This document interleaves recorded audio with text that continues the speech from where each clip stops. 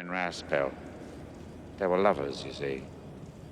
But Raspel had... If there is one character in cinema who has managed to collectively creep out different generations of audiences while simultaneously fascinating, it has got to be Hannibal Lecter. Anthony Hopkins' portrayal of this man in the 1991 film The Silence of the Lamb didn't just earn him an Oscar, it also cemented our very understanding of what a psychopath is like. The character originally debuted in Red Dragon, a book released in 1981. Today, he's a legendary figure, largely due to the movie's commitment to realism. Many people wonder if Hannibal Lecter is a real person. The character is fictional. Definitely. However, the inspiration behind him is very real. There are several real-life figures who share chilling similarities with Dr. Lecter. Most of them share unimaginable homicidal tendencies under a charming facade, which is exactly how they operate. In this video, we'll take a look at some of the real-life incidents that inspired the creation of Hannibal Lecter and the gruesome details of those cases. Before we go into our explanation, we have a very small request. If you like our content, please support us by subscribing to our channel. This is a small click for you, but for us, it means a lot. Thank you. Let's begin.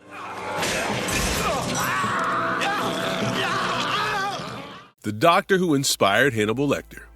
In the 1960s, author Thomas Harris was working as a journalist, and one particular case took him to Mexico to interview a notorious killer named Dykes Askew Sim. It was there that Harris met someone who left a deep and scarring impression on him. He believed that a certain Dr. Salazar was a member of the prison, but felt odd when said man started asking him extremely astute questions, and his overall mannerism seemed very in tune with his profession as a doctor. Harris was both impressed and stunned by the nature of Salazar's questions, especially the facts he posed about the victims of Dykes Askew Sim, which were extremely gruesome and incredibly intellectual. Harris mistakenly assumed the man was a prison doctor, but when he asked the warden about the same, he was shocked to learn the truth. Dr. Salazar was a former surgeon, alright, but also a current prisoner named Alfredo Bali Trevino. Trevino was a gay man during a time when the queer community in Mexico was being oppressed systematically. He tried to fit into mainstream society, but this didn't sit right with Jesus Castillo Rangel, his lover at the time. Trevino later killed Jesus either because of a monetary dispute or because he intended to marry a woman. This was, however, never confirmed. Harris was inspired not just by the idea of killing, dismembering the victims as Trevino had done. He was extremely stunned to see the doctor's impeccable tastes and elite mannerism, even while being incarcerated. This was carried on to create Hannibal Lecter's personality, as the character always has a very elegant and refined way of conducting himself. Both Trevino and Lecter were doctors as well, though the former was a surgeon and the latter a psychiatrist. Interestingly, Lecter had a first-hand understanding of psychopaths, something that even trained professionals often can't get their hands on. Harris had written that Trevino had a very eerie way of describing human psychology,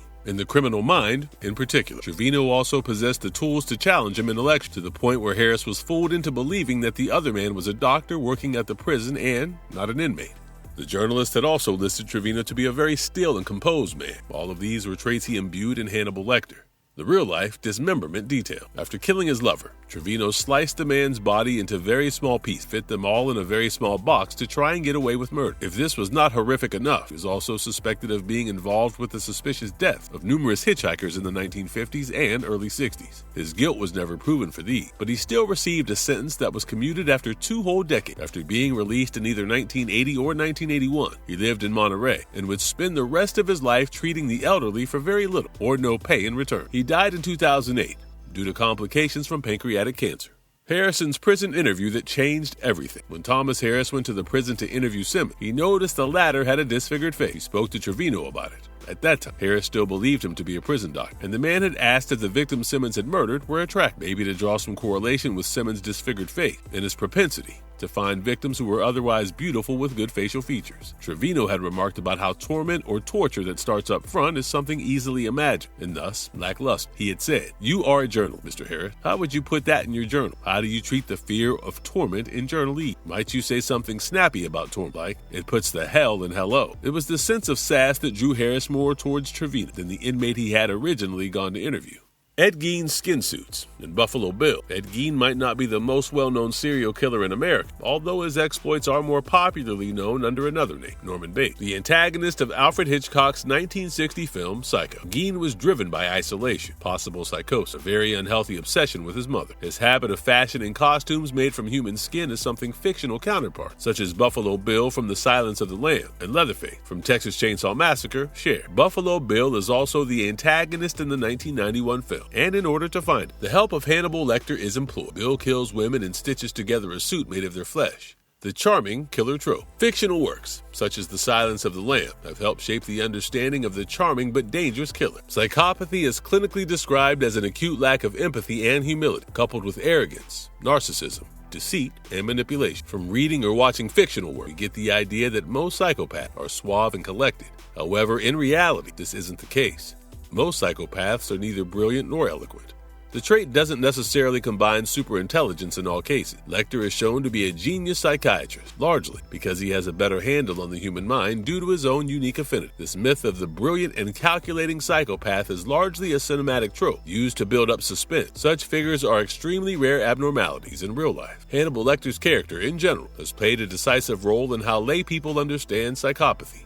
As well, media portrayals have turned psychopaths into creatures with dark charisma, which actually doesn't consider the other implications of the condition, such as impulsivity and poor emotional regulation. Naturally, our understanding of what violent crime is when associated with a psychopathic criminal has also evolved. The real appeal of Hannibal is his fictional self-contradiction. He is both a gentleman and a monster.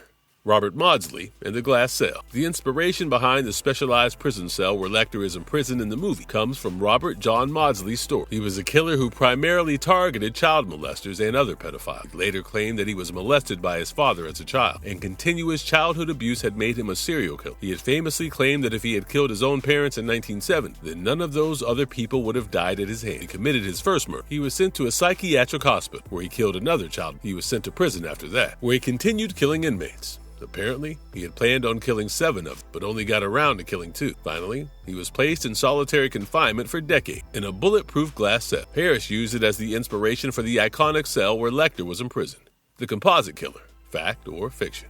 Thomas Harris has maintained quite vocally that Trevino was the influence behind Hannibal Lecter, but many people believe there are other elements in the story rooted in other incidents, making the character a composite killer. Alonzo Robinson, also known as James Coyner, was a serial killer in the early 20th century around the area of the Mississippi River, where Harris spent his childhood. Robinson killed a married couple and had made strips from the flesh of the woman's body. After he was arrested, the police discovered that he had cured those strips and was consuming like human jerky. Another was the Monster of Florence, based on a series of murders that shook the Italian city in the 1970s. Thomas Harris actually visited the city in 1994 to attend the trial of the main suspect at the time, Pietro Pacciani, who was ultimately convicted. The prosecutor did argue that the evidence was not enough, and Pacciani was finally released and died before he could face a retrial. Harris was an extremely observant journalist as well. One of his gifts was the ability to squeeze information from people who would believe he was not paying attention, and then would see that same info printed on the paper. Hannibal, therefore, is not a singular character influenced by one killer only. In his career,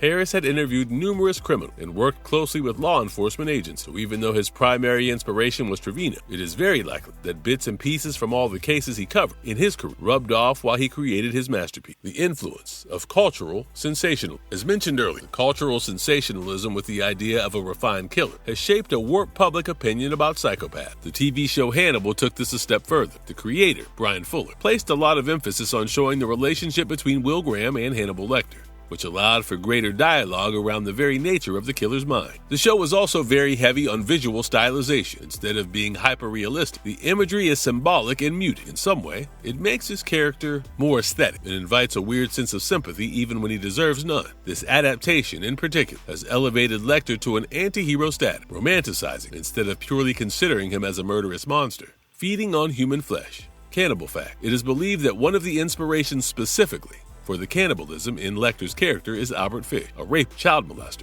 cannibal, and serial killer. His famous saying that he has had children in every state is a chilling revelation. Other influences include Andre Chikatilo, who was a killer and cannibal himself, and his brother, who was apparently kidnapped and eaten by starving neighbors. The real insane motivations. Lecter was called a sociopath by psychologists because they simply didn't know what else to call him. He had no remorse or guilt, even after killing and torturing other beings. In the film adaptation, however, he's called a pure psychopath. In Hannibal, his past is explored, which gives some insight into his actions as an adult. As a child in Lithuania in 1944, Hannibal was left traumatized when he witnessed his sister, Misha, get killed and cannibalized by a group of deserting Lithuanian hillswithers, and one of them claimed that Hannibal himself ate his sister, although he was unwilling.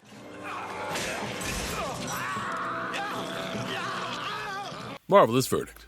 While Thomas Harris's creation is fiction, real people who have inspired it certainly prove that reality can indeed be stranger and often more terrifying than fiction. From the cultured, refined charm of Alfredo Botley Trevino to the twisted psychology of Ed Gein, very real people have experienced horror that could be straight out of a novel. It isn't just Hannibal Lecter's taste for human flesh that sets him apart in this genre. The rare blend of absolute evil and intelligence makes him a very compelling figure, one you just can't get enough of. And if you liked our content, don't forget to leave a like and subscribe to us if you haven't already. Have a good one and be safe. Thanks, everyone.